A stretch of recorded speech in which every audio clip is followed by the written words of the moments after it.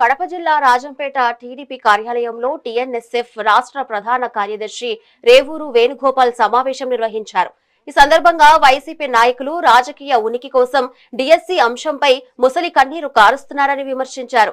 గత వైసీపీ హయాంలో ఉద్యోగాల భర్తీలో సిఫార్సులకే ప్రాధాన్యం ఇచ్చారని ఆరోపించారు.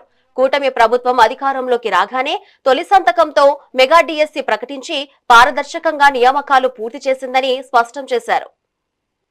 అన్యాయంగా ఈరోజు నారా లోకేష్ బాబు గురించి మాట్లాడుతూ ఉన్నారు.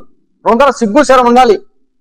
సంవత్సర కాలం అయిపోయింది మెగా డిఎస్సి ఇచ్చి 16,000 డిఎస్సి పోస్టులు ఇచ్చి దాదాపు సంవత్సర కాలం పూర్తయిన సందర్భంగా మేము ఇంటింటి తిరిగాం, బ్రహ్మాండంగా ఉన్నాం. మీరేందో ఎట్లా మాట్లాడుతున్నారు?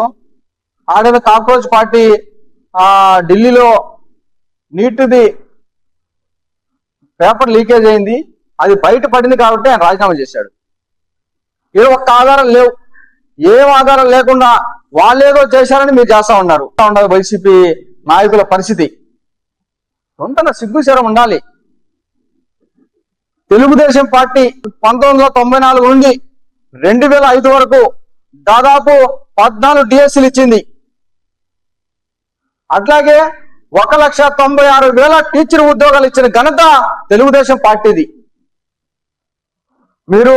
నువ్వేం చెప్పావు ఆ రోజు అధికారంలోకి రాకముందు? ఏం చెప్పావు? 2,30,000 పోస్టులు ఒకటేసారి రిలీజ్ చేస్తాను, అదేవిధంగా 23,000 ఉపాధ్యాయుల పోస్టులు ఖాళీగా ఉన్నాయి, వాటిని రిలీజ్ చేస్తానని చెప్పావు. రిలీజ్ చేసావా? 5,000 క్లైమాక్స్ లో పెట్టావు.